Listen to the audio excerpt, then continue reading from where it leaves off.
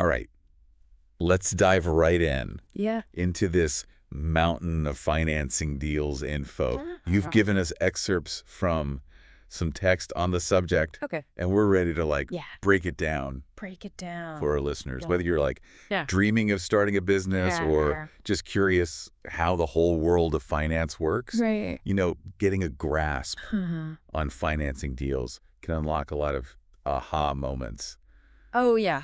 I think. For sure. And don't worry, we'll make sure that by the end, you come away feeling informed. Not overloaded. All right. Okay. Exactly. We're going to demystify this whole world of financing deals for you, starting with the basics. Okay. At its core, a financing deal is really just an agreement between those who need money and those who provide it.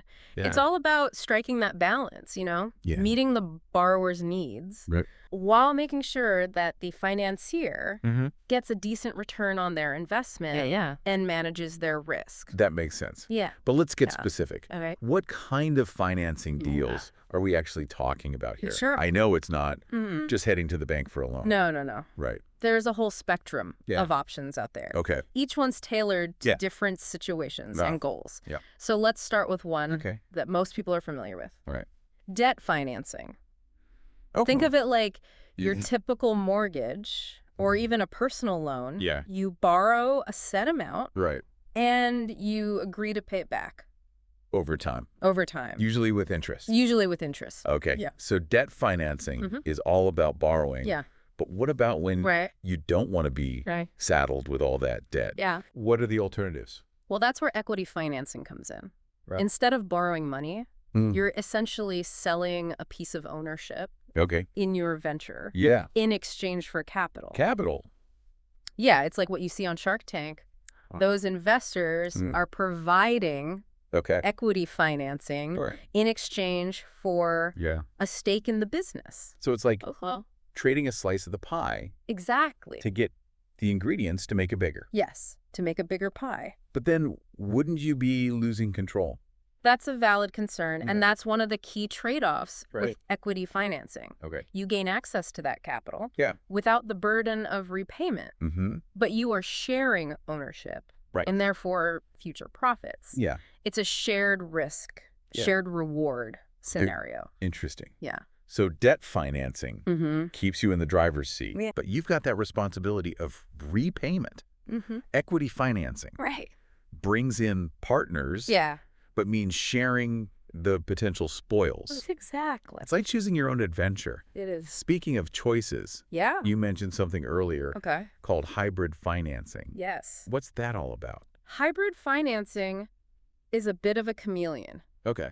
It blends elements of both debt and equity, Oh, okay. offering flexibility and sometimes a touch of complexity. Okay.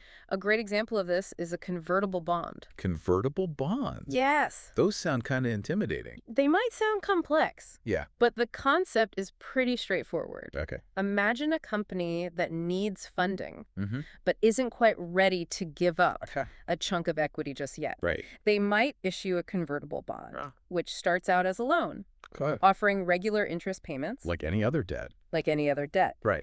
But there's a twist. Ooh, a twist. The lender has the option to convert that bond into an ownership stake Wow. in the company at a later date. Okay. Often if the company's value increases significantly. So it's like a wait and see approach for investors. Exactly. They get the security of a loan, but with the potential for a bigger payoff Yes. if the company takes off.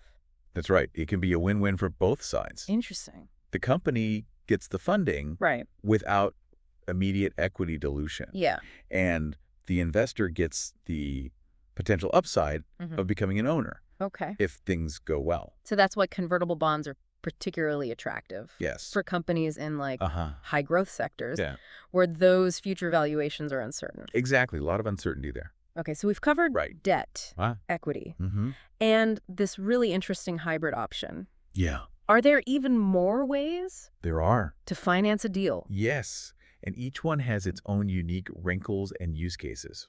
Okay. So, for example, Yeah. think about a company that needs to constantly update Oh. expensive equipment Right. Instead of buying it outright, they might opt for leasing. Okay. Which allows them to use the equipment without those hefty upfront costs of ownership. Makes sense. Using what you've got to get what you need. Exactly. It's all about being resourceful. It is. So what are some other examples? Think about major infrastructure projects. Okay. Like a new bridge. Wow. Or a wind farm. Okay. These often involve complex financing arrangements called project financing, where repayment is tied directly to the revenue generated by the project itself. So the project basically pays for itself over time. That's right. That's a clever approach. It is. For those large-scale endeavors. Wow, this is really highlighting how many different paths there are to securing funding. There really are. What else am I missing? Well, we also have trade financing. Which is all about facilitating the flow of goods and services, both domestically and internationally.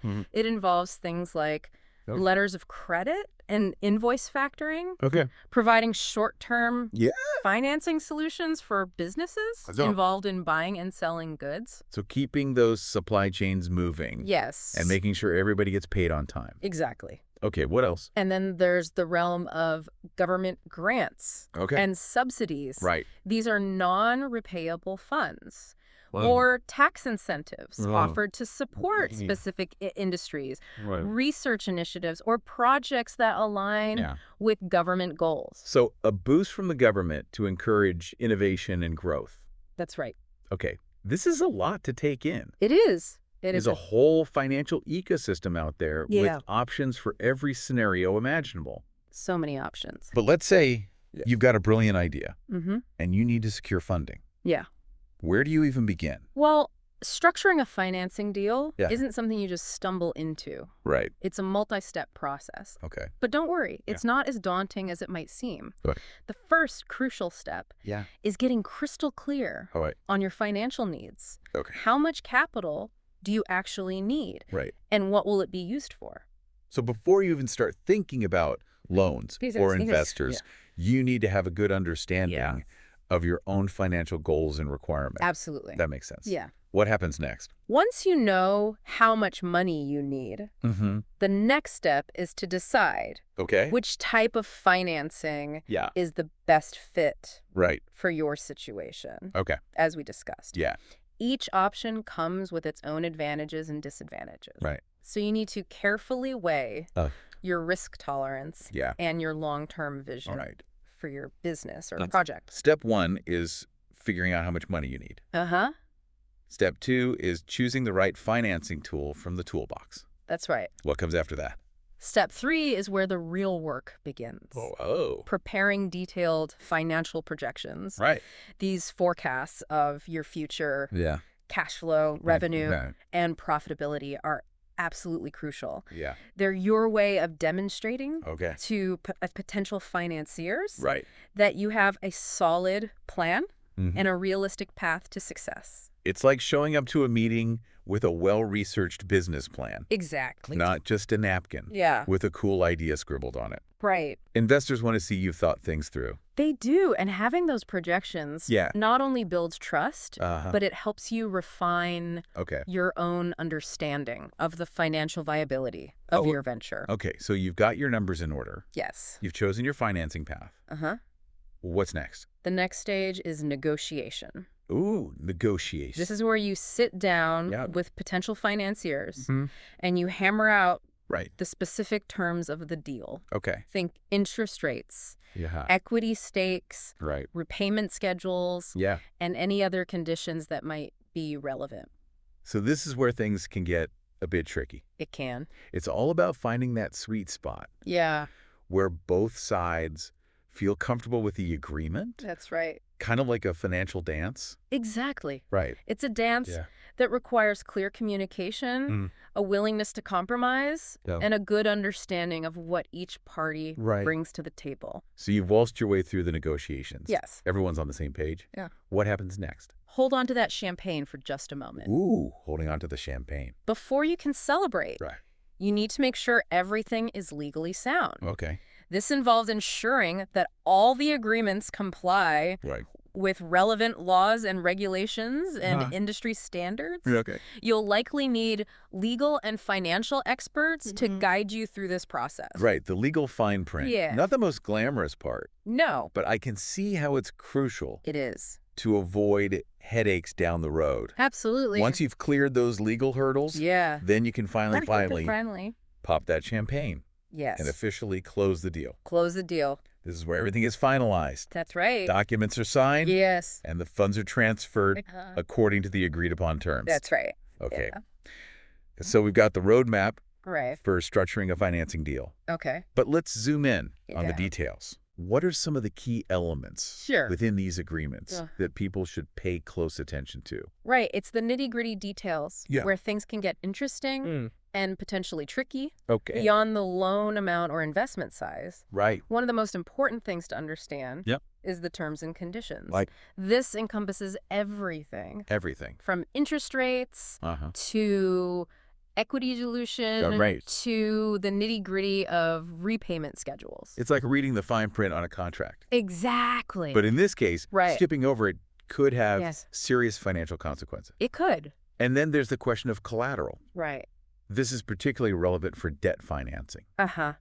Collateral is essentially something of value that you pledge as security against the loan. Right. It minimizes the risk for the lender. If you default on your payments, they can seize the collateral to recoup their losses.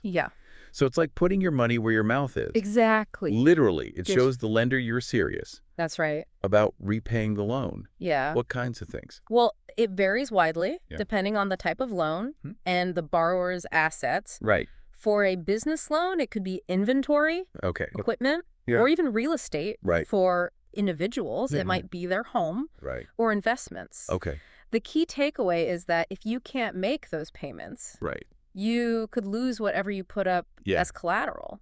That's definitely something to consider carefully. Absolutely. Before signing on the dotted line. Yes. What about when it comes to equity deals? Okay. Are there specific details to watch out for there? Absolutely. With equity financing, one of the key things is to understand how profits and returns on investment will be shared between you and the investors. This should be clearly outlined in the agreement, ensuring that everyone is on the same page. Right, from the start? From the outset. No room for ambiguity. Right.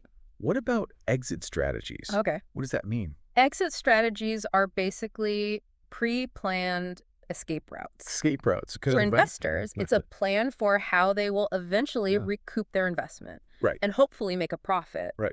This could involve a variety of scenarios, like the company going public through an IPO or being acquired by another company. Or even a buyback agreement where the company repurchases the investor shares. So it's all about having a clear vision. Yes. Not just for the beginning of the deal, but also how things might unfold down the road. Exactly. Planning your victory lap before the race even starts. That's a great way to think about it. I like that analogy. Yep. Having those exit strategies outlined from the beginning can provide reassurance. It does. For investors. Yes. And ensure that everyone is aligned on those long-term goals. Long-term goals. This is all incredibly insightful. Yeah. I'm starting to see how understanding the nuances of these deals can really empower you. It can. To make smarter decisions. That's right. Whether you're on the borrowing or the investing side. For sure. But let's face it, securing financing isn't always a walk in the park. No. What are some of the challenges? Right. It's important to go into this with open eyes, recognizing that there are inherent risks and challenges. One of the biggest hurdles, particularly with debt financing, is what's known as credit risk. Credit risk. This is the risk that the borrower might default on their payments, leaving the lender in a looch. Oh, yeah, that's the nightmare scenario. Yeah. It's like lending money to a friend who has a reputation for not paying people back. Exactly. And as you can imagine, assessing that credit risk is a major part of the due diligence process. For lenders. For lenders. For lenders, They want to minimize their exposure to potential losses. Of course. So they carefully scrutinize the borrower's financial history, creditworthiness, and overall ability to repay the loan. To repay. So it's not just about having a great idea or a charismatic pitch. No. Lenders are looking at the cold, hard facts. They are. To assess the risk. They have to. And beyond the individual borrower, yeah, there's also the broader economic landscape. Right. We can't forget about that. To consider market volatility is a major factor. It is. That can impact the outcome of financing deals. Yeah. So it's not just about the individual deal, no. but the bigger picture. That's right. Of what's happening in the economy. The big picture. How does that play into things? Well, imagine interest rates suddenly skyrocket. Oh, yeah. That could make debt financing much more expensive for borrowers, potentially impacting their ability to make those payments. Yeah. Or, on the flip side, a sudden stock market crash could affect the value of investments tied to equity deals. It's a reminder that financing deals don't exist in a vacuum. Yeah. They're influenced by a whole web of interconnected factors. So it's like navigating a financial obstacle course. It can be. You have to be prepared for unexpected twists and turns. For sure. Along the way. Along the way. What other challenges might people trip over? Another potential hurdle. Okay. Particularly in equity deals, is the possibility of valuation disputes. Yeah, valuation disputes. What's that? It can be surprisingly difficult to agree on a fair valuation for a business, especially if it's a startup or a company with a limited track record. This can lead to disagreements between founders and investors, potentially derailing the entire deal. It's like haggling at a flea market, but with millions of dollars on the line. With millions of dollars at stake. And for founders, there's also the concern of dilution. Yes, dilution. Every time they bring on new investors through equity financing. Yeah. They're giving up a portion of their ownership and control in some cases. Yeah. They might even lose majority control wow. of their own company. Ouch, that's got to sting. Can? It's like inviting guests to stay at your house. Uh-huh. And then they slowly take over all the rooms. Yeah, that's a good way to put it. So with all these potential pitfalls, are there any strategies people can use? Absolutely. To increase their chances of success? There are definitely ways to navigate these choppy waters and minimize the risk. Good. One of the most important things is to know your numbers. Know your numbers. Inside and out. Okay. This means having accurate and well-supported financials. Right. Understanding your profit margins. Having realistic cost estimates. Okay. It's like building a house on a solid foundation. Right. If your numbers are shaky, the whole thing could come crumbling down. Solid advice. Yeah. It's like that saying, measure twice, cut once. Exactly. Get your financial house in order before you even think about approaching investors. That's right. What other tips would you offer? Another crucial tip is to understand market trends. Market trends. Timing is everything in financing deals. Right. Just like buying a car.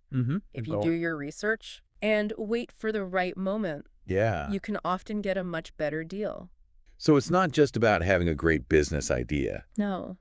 But also understanding that broader economic landscape and how it might impact your financing options. Exactly. And don't underestimate the power. No. Building strong relationships with lenders and investors. It's not just about cold, hard transactions. It's about building trust and rapport. So it's like networking for a job. It is. The more people you know, the stronger your reputation, the more opportunities will come your way. Exactly. And finally, transparency is paramount. Yes. Be upfront and honest about your business, your financials, and your goals. It's all about honesty. Honesty is the best policy. Yes. Even in the world of finance. Even in the world of finance. It sounds like building that strong foundation of trust is just as important as having a solid business plan. Absolutely. It's about showing potential financiers that you're a reliable partner who is committed to success. This is great. Yeah. I think now that we've laid the groundwork, it's time to delve into some real-world examples of financing deals in action. Let's do it. What do you have for us? Let's do it. Okay, so we've covered the basics of financing deals, and we've explored all the different types out there. Now I'm eager to see how these concepts actually play out in real-life scenarios. I like examples. Yeah. Give me some examples. Let's start with something we talked about earlier. Okay. Convertible bonds. Right. Remember, they offer that intriguing blend of debt and equity, appealing to both borrowers and investors in specific situations. Okay. Let's say you have a biotech company that's developing a groundbreaking new treatment. Right. They need capital to conduct clinical trials, but they aren't quite ready for a full-blown equity round. Right. That would dilute their ownership significantly. So they're in this crucial stage where they need funding to prove their concept. Exactly. But they don't want to give up too much control. That's right. Too early. Too early. Right. Convertible bonds could be a perfect solution here. Okay. They issue these bonds to raise the necessary capital, offering investors regular interest payments. Okay. But here's the kicker. Ooh, I like kickers. If the clinical trials are successful, and the company's valuation soars, the investors have the option to convert their bonds into equity. Wow. Essentially getting in on the ground floor of a potentially game-changing company. That's a pretty savvy move. It is. It allows the company to access funding without immediate equity dilution. Right. And the investors get to share in the potential upside. If things go well. If things go well. It's like a calculated gamble for both sides. It highlights how financing deals can be tailored to specific situations and risk appetites. I like it. Okay, so convertible bonds offer that flexibility. Yes. For companies in high-growth sectors. What other examples come to mind? Let's shift gears and talk about something that's always in the news. Initial public offerings. Or IPOs. IPOs. This is when a privately held company decides to go public. Offering shares of its stock to the general public for the first time. IPOs always seem to generate a lot of buzz. They do? Especially when it's a big tech company. Or a company with a revolutionary product. But I imagine the process is incredibly complex. It definitely involves a lot of moving parts. There are stringent regulatory requirements. And the company needs to prepare extensive financial disclosures to ensure transparency for potential investors. But if done successfully, an IPO can be a game changer for a company. So it's like stepping onto a much bigger stage. It is. With a whole new audience watching your every move. Yeah, a much bigger stage. And the stakes are incredibly high. Very high stakes. An IPO can provide a huge infusion of capital. Yes. Allowing the company to expand. Invest in R&D. Or even acquire other companies. Potentially. And it raises their public profile, attracting more customers, partners, and top talent. More visibility. But of course, with that increased visibility comes greater scrutiny. That's right. And accountability. It's like trading a quiet life. For a chance in the spotlight. It is. High risk, high reward. High risk, high reward. But let's step back from the world of billion-dollar IPOs for a moment. What about financing deals for those of us who aren't launching the next tech unicorn? Exactly. What about the rest of us? Well, that's important to remember. Not all financing deals involve Wall Street and venture capitalists. Think about a local bakery. A bakery? Looking to expand its operations. They need to purchase new ovens. Hire additional staff. They might approach a local bank to secure a small business loan using their existing equipment or even their storefront as collateral. So even on a smaller scale, those same principles of debt and equity financing apply. They do. It's all about finding the right fit for your specific needs and circumstances. That's right. Or think about a family wanting to buy their first home. They work with a mortgage lender, provide a down payment, and agree to repay the loan. Over a set period, typically 15 or 30 years. The classic mortgage. Something that millions of people go through. But it's still a complex financial transaction with long-term implications. It highlights how financing deals in their various forms are really woven to the fabric of our everyday lives. They are. Whether it's a global corporation seeking funding for a major acquisition or a family getting a loan for a new car. That's right.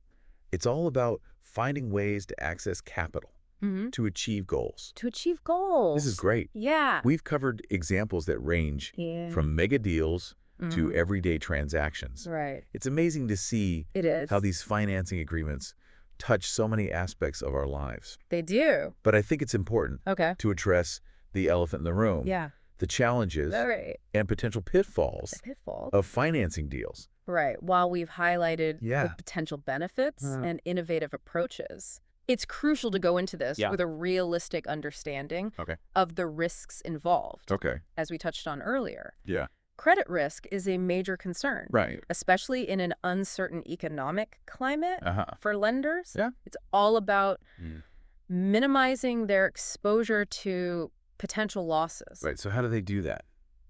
Thorough due diligence is essential. Due diligence. It's like a detective investigation into the borrower's financial health. Right.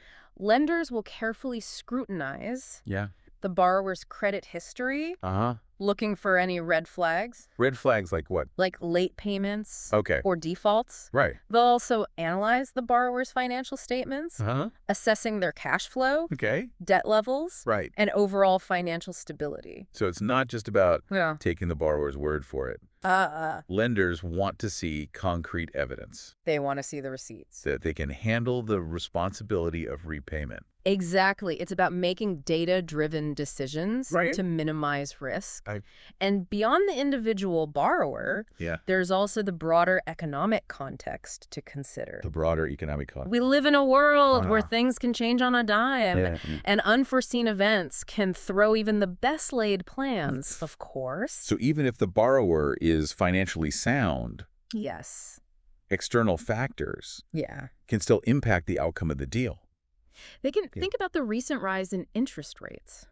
Oh, interest rates. Yeah. That can have a significant impact on debt financing. Okay. Suddenly, those monthly loan payments become more expensive, potentially straining the borrower's budget and increasing the risk of default. Or imagine a sudden shift in consumer behavior that negatively impacts a company's sales. Yeah, that would be bad. That could make it harder for them to meet their financial obligations, even if they were doing well before. It's like playing a game. It is. Where the rules can change unexpectedly. Exactly. That can make things pretty unpredictable. It can. Especially for long-term financing deals. Especially for long-term. Yeah. Navigating those uncertainties is one of the biggest challenges in the world of finance. And that brings us to another potential pitfall. Okay. Valuation disputes. Valuation disputes. This is particularly common in equity deals. Yeah. Where it can be surprisingly difficult. It can. To agree on a fair price. A fair price, yeah. For a business. For a business. Why is that? Well, imagine you're trying to put a price tag on a startup with a groundbreaking idea, but no proven track record. It's a lot of speculation and projection. Yeah. Founders tend to be optimistic about their company's potential. While investors might be more cautious, wanting to see concrete evidence before assigning a high valuation. So it's like a tug-of-war. It is. Between optimism and skepticism. Yeah. And that price tag in the middle is what everybody's fighting over. That's a great way to put it. Yeah. Those valuation disputes can become quite contentious, sometimes even derailing deals. Yeah. That seemed promising at first. I can see how that could create tension and distrust between founders and investors. Even though financing deals are about money. There's also a human element in play. There is. Emotions, perceptions. The delicate balance of power. The balance of power. Are there other challenges? Yes. Specific to equity deals. Specific to equity deals. That founders should be aware of. Absolutely. One that often comes up is the issue of dilution. Dilution, right. Every time a founder brings on new investors through equity financing, they're essentially giving away a piece of their ownership pie. This can be a double-edged sword. In what sense? Well, getting that investment capital can feel like a huge win.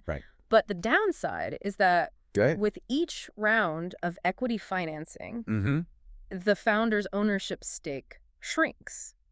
And with that shrinking ownership comes a potential loss of control. Loss of control. Investors, especially those with significant stakes, often want to say in how the company is run. Right. They might have different visions for the future. Or they might push for decisions that the founder disagrees with. So it's a trade-off between getting the money you need to grow and potentially losing some autonomy in the process. Potentially. It's like inviting people into your kitchen. Yes. And then having them tell you how to cook your own recipe. That's a great analogy. And it highlights the importance of carefully considering those long-term implications of equity financing. It's not just about the money. It's not just about the money. It's about finding investors who align with your vision and who you can trust to make decisions that are in the best interest of the company. Exactly. Finding the right investors can be just as important as having a great product or a brilliant business plan. So it's like choosing your business partners wisely. It is. Just as you would choose your life partner. You want people who share your values and who you can see yourself working with for the long haul. For the long haul. Okay. Okay, we've explored some of the potential pitfalls and challenges of financing deals. Right. But I'm curious. Okay. Are there any strategies people can use? There are definitely ways to navigate these choppy financial waters. Okay. And one of the most important things is to go in with a solid understanding of your own financial situation and goals. So it's all about being prepared. It is. And knowing what you're getting into. Exactly. For borrowers, this means having accurate and well-supported financials. Right. Know your numbers inside and out. Know your numbers. Understand your profit margins. Have realistic cost estimates.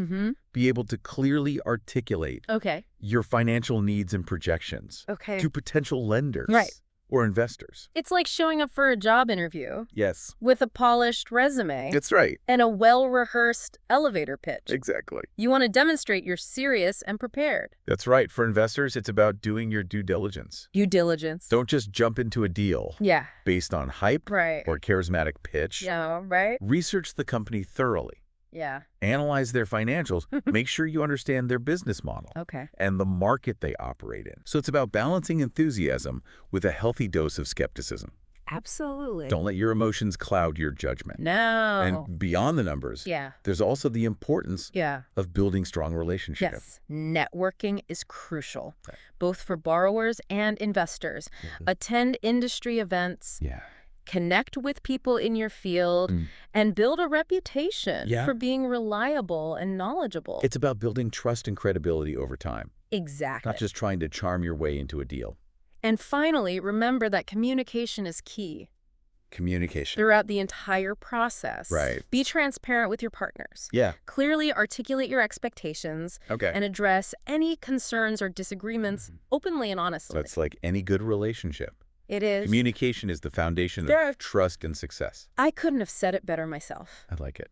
Now, while we've been focusing on the potential downsides, I want to emphasize that financing deals can be incredibly rewarding experiences. Okay, I was hoping you'd say that. So, tell us about the positive side of things.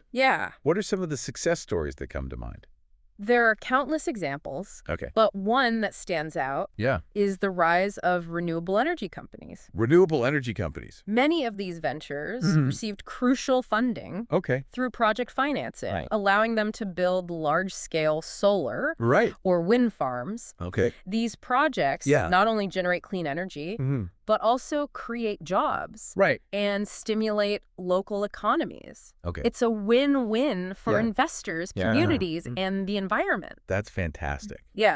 It's a reminder that financing deals can be a powerful force for positive change. Driving innovation. And supporting initiatives that benefit society as a whole. That benefit everybody. What other success stories? Think about the explosion of e-commerce businesses. E-commerce businesses. Many of them started as small ventures, securing funding through angel investors or venture capital firms. Those early investments allowed them to build their platforms, expand their reach, and ultimately disrupt entire industries without those crucial early-stage financing deals.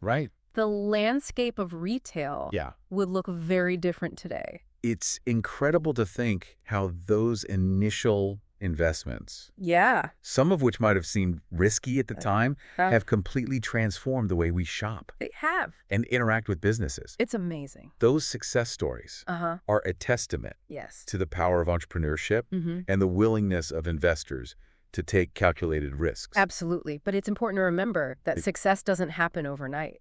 Right. Behind every successful financing deal is a lot of hard work, careful planning, and a bit of luck. So it's not just about having a brilliant idea or stumbling upon a generous investor. It's much more than that. It's about creating a compelling business plan. Yes. Building a strong team and being persistent. In your pursuit of funding. And being adaptable and willing to learn from your mistakes. Not every deal will be a home run. There will be setbacks and challenges along the way. But for those who persevere and learn from those experiences, the rewards can be significant. That's a great point. It's like that saying, success is not final, failure is not fatal. It's the courage to continue that counts. I love that quote. I do too. And it's so relevant in the world of finance. There will be ups and downs, but it's the ability to bounce back, adapt your strategy, and keep moving forward. That ultimately leads to success. So if you're listening to this and feeling inspired to pursue your own entrepreneurial dreams, don't let the fear of failure hold you back. Don't let it. Learn from those who have come before you. Seek out mentors and advisors. And most importantly, believe in your vision. Believe in yourself. Financing deals are just one piece of the puzzle. That's right. They provide the fuel for your venture. But it's up to you to steer the ship. And navigate towards success. So it's not just about securing the money. No. It's about using that money wisely. That's right. Building a sustainable business. And creating something of lasting value. And on that note, I think it's time to wrap up this deep dive. But before we go, I want to leave our listeners with a final thought-provoking question. A question. To ponder. We've talked about the importance of due diligence for both borrowers and investors. But beyond the financial analysis and market research, what role does intuition play? In these decisions? In these big decisions. When you're evaluating a potential deal, do you ever get a gut feeling that tells you whether it's a good fit or not? I do. That's a great question. It's like a secret ingredient that you can't always quantify, but that often plays a crucial role in making those big decisions. Sometimes it's that gut feeling, that spark of excitement, or that sense of unease that can make all the difference.